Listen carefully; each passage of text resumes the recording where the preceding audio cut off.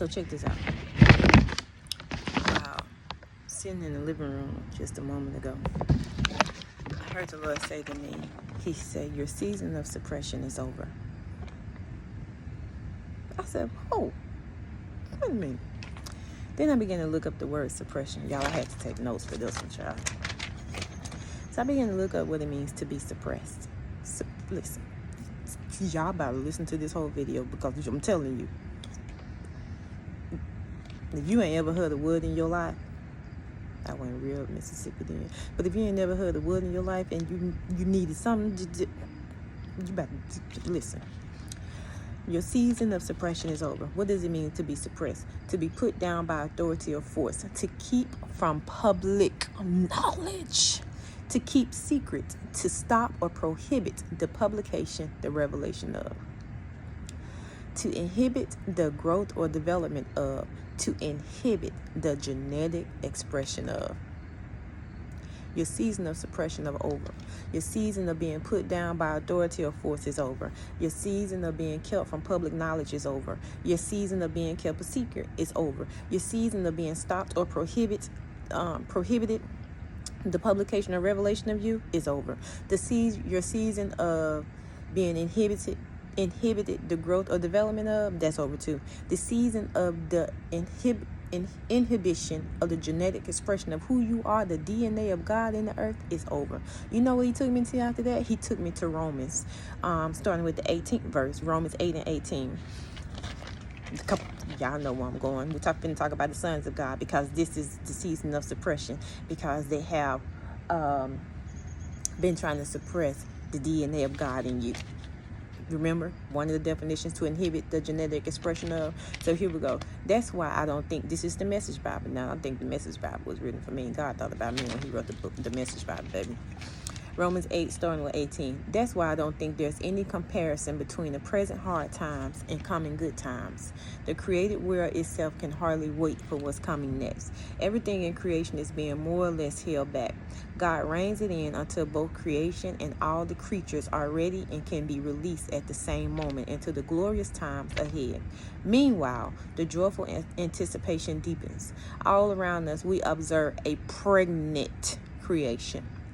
The difficult times of pain throughout the world are simply birth pains. What is this? September, the 9th month, the month of coming to 9th month, the month of coming full term and giving birth. That's what this is.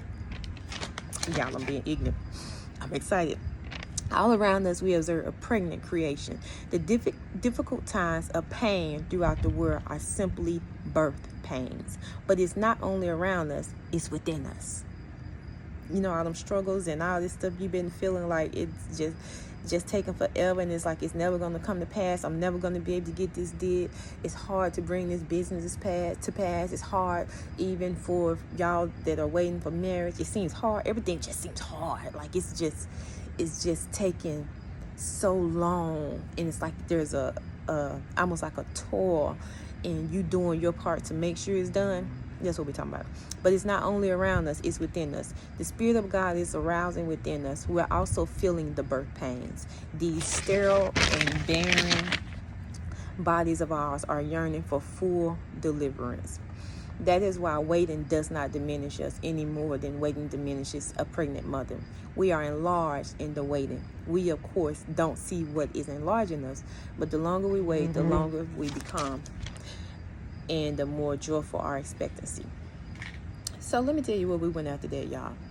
Because if we're waiting and we're giving birth, we're going to need some midwives, right? So the Lord took me to the book of Exodus, and He began to talk about the midwives in the book of Exodus. We're going to start with Exodus chapter 1, verse 17 through 21. You know what version we're reading from again?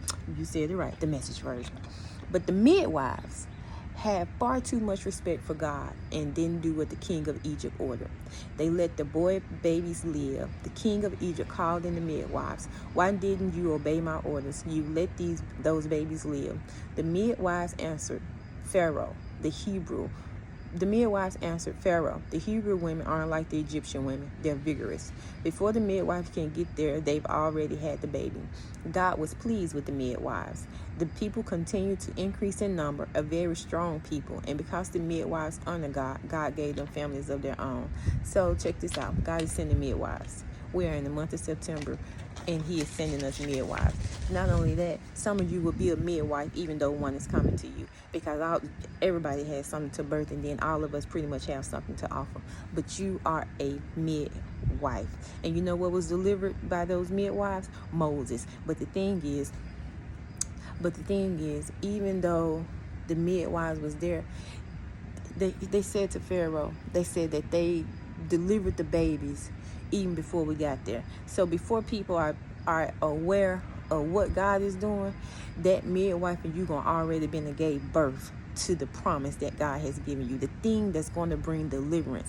Moses is known as the deliverer. Not only that, Moses was the one that led the children of Israel out of Egypt. So we are going to be the ones that lead the people of God out of the place that they've come in, that they're out of their place of bondage.